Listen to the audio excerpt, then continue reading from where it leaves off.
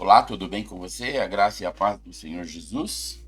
Estamos aqui reunidos para mais este devocional e quero estar compartilhando aqui a palavra do Senhor no livro Evangelho segundo Mateus, capítulo 5.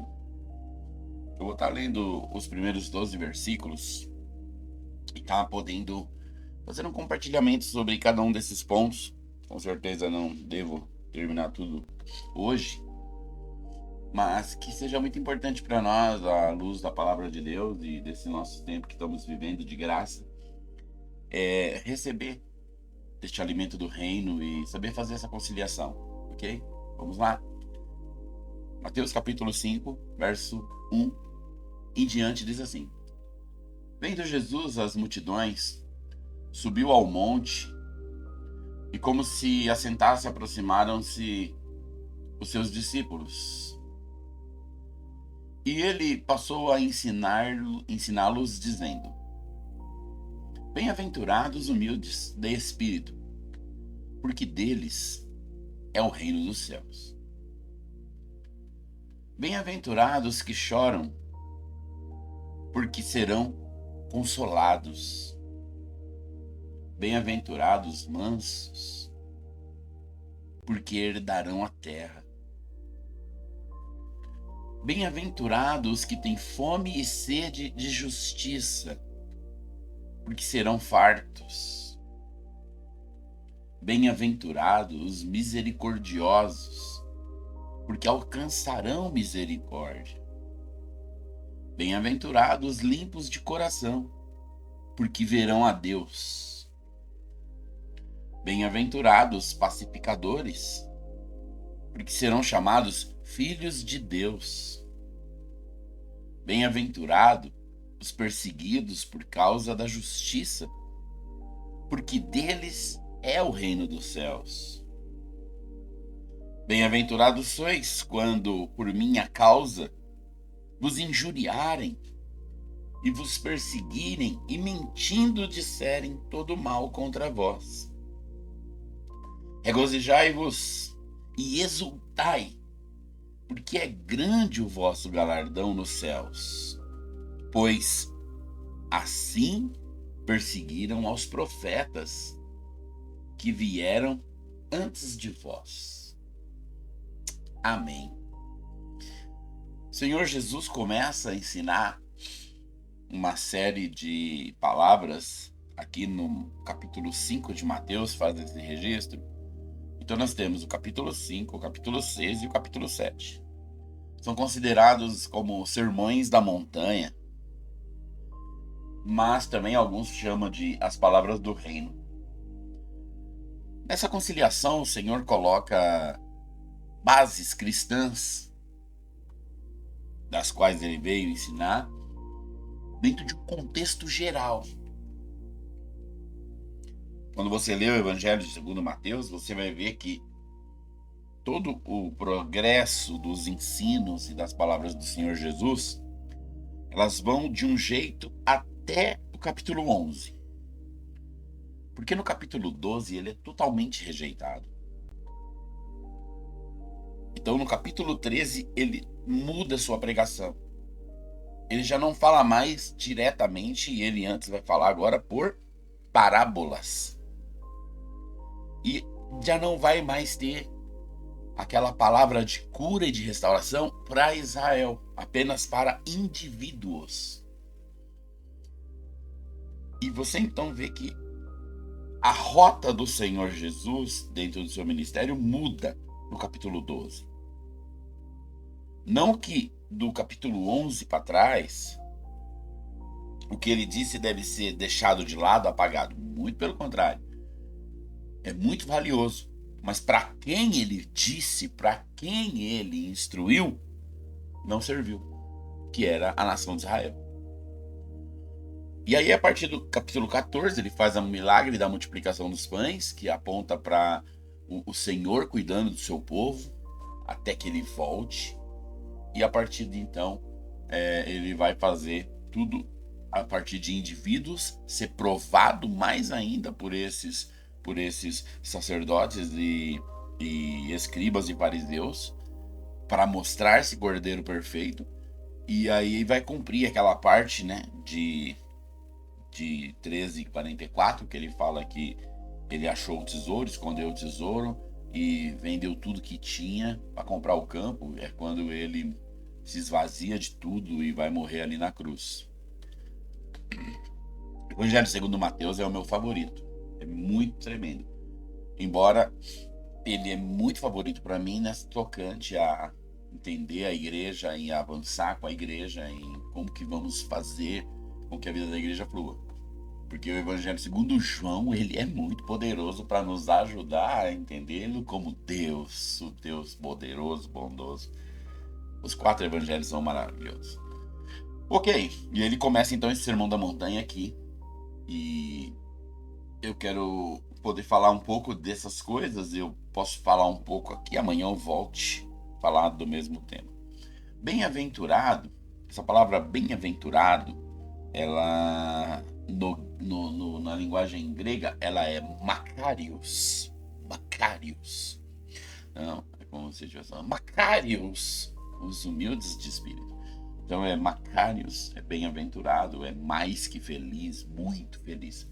Então, bem-aventurado quem? Os humildes de espírito, porque deles é o reino dos céus. Veja, você vai encontrar no Novo Testamento falando do reino de Deus e do reino dos céus. O que é, então, o reino de Deus? O reino de Deus é toda a extensão de todos os tempos, de eternidade a eternidade, de todo o sistema que Deus abrange. É o tudo. E o reino dos céus é o que acontece dentro da nossa esfera de mundo, da nossa esfera de tempo, da nossa esfera de vida. Então, o Senhor está falando aqui que o humilde de espírito vai ser feliz no reino dos céus. Ele vai ser meio que vai tomar posse do reino dos céus. O que acontece no reino dos céus dentro do Novo Testamento? Que não acontecia no Velho. Autoridade para expulsar demônio, autoridade para curar, autoridade para pegar a palavra de Deus e ela entrar nos corações, autoridade para orar pelas pessoas. Então você tinha antes de Jesus manifestar este ensino do reino, você tinha ali uma linha com os sacerdotes, com o templo, e precisava levar os bichos para serem mortos no templo, a fim de que Deus recebesse aquela expiação, entendendo que seu filho viria. E Jesus é o filho, então já ninguém mais vai levar, né, sacrifício. Hebreus fala que ele é o único e eterno sacrifício e é perfeito. Então, o que vai acontecer no reino dos céus? Esse tipo de autoridade, esse tipo de honra. Olha, veio alguém doente, vamos orar, e aí essa pessoa é curada. Esse tempo nós temos orado por um bebê no hospital, e nós cremos que Deus vai colocar a mão e ele virá para casa e vai viver feliz com a sua família. Há pessoas que estão passando momentos de tribulação, a cabeça ruim. A gente vai, unge a casa, ora pela pessoa e as coisas melhoram. E não só doença, e não só passar mal, mas assim, por progressos, por direções, por casamentos que tá difícil e eles acabam sendo abençoados, por filhos que acabam tendo certas dificuldades e eles acabam sendo abençoados. Então, todas essas coisas que envolvem eu orar, eu declarar, eu profetizar para que haja o bem de alguém, para que o mal seja expulso, isso é uma novidade do reino dos céus. Os profetas, eles falavam os oráculos de Deus. Deus usou profetas para curar, Deus usou profetas, mas era muito ocasional, era pequeno, isso era raro, e esses profetas tinham verdadeiramente o seu maior desígnio trazer mesmo era o julgamento, o oráculo, e profetizar o Messias, que é esse do qual nós estamos falando.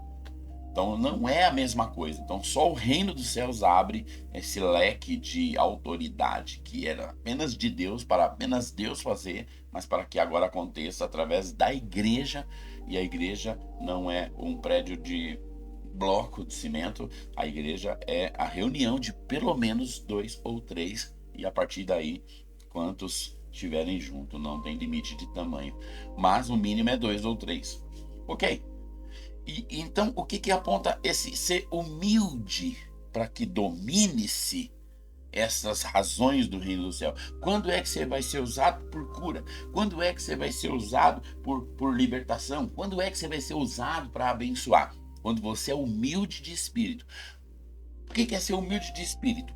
Em suma, na palavra mais reta de ser humilde de espírito, é estar debaixo de quê? Da graça. A graça só flui de cima para baixo. Então você tem que ter uma postura de estar debaixo, de depender. Não é assim, ó, agora eu sou alguém no reino do céu, quer dizer que se tiver doente aqui, pode chegar. Não, Senhor, há doentes aqui, eu estou aqui, que o Senhor me use, que o Senhor seja na minha vida. Aí eu vou fazer uma reunião onde vai estar pessoas convidadas ali, e vai ter pessoas com muitos problemas. Então o que eu faço? Não, pode deixar que essa reunião vai ser uma bênção, porque eu vou estar lá. Não, isso é soberba, isso vai dar errado. O que é humildade? Senhor, eu não dou conta. Senhor, não sou nada, não posso fazer nada. Mas o Senhor pode me usar. Então eu vou no nome de Jesus e jejum, fico sem comer. E toda hora que dá fome eu oro e eu falo. A minha oração é: o Senhor vai estar na reunião, o Senhor vai mover nessa reunião, o Senhor abençoará essa reunião. Então há muitas formas das quais eu preciso ser humilde de espírito. Agora, essa humildade, em suma, é estar debaixo da graça. Eu sei que eu não dou conta, mas eu sei que aquele que está em mim dá conta. Então, por um lado, eu tenho um coração que sabe que não sou eu, mas por outro lado, eu tenho um espírito pronto que sabe que aquele que opera milagres está em mim. Você está entendendo? Então, você não é humilde e soberbo, você é humilde e tem uma identidade. Eu sou humilde por quê? Porque eu sei que eu não posso. Mas eu tenho uma identidade por quê? Porque eu sei que a graça de Deus está sobre mim.